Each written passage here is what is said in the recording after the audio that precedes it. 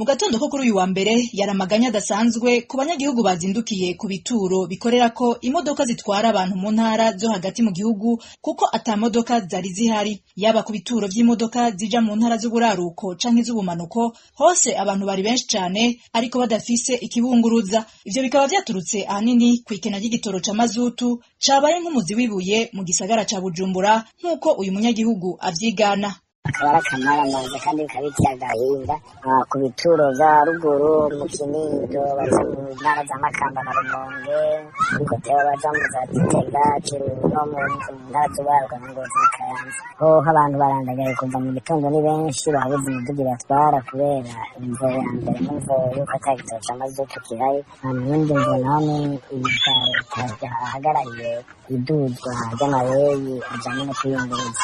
Aho abantu bamwe bakora muri ico gisata bahise kubivamwo. No ku bituro vy'imodoka zunguruza abantu zibatwara mu mazone atandukanye y'igisagara ca Bujumbura, ngo naho nyene kwiyunguruza ntivyari vyoroshe na gato. Hari hibonekeza imirongo y'abantu benshi barindiriye imodoka za Coaster zahora zibunguruza, nazo zikaba zakenye biturutse kuri ubwo bukene bukabije bwa mazutu.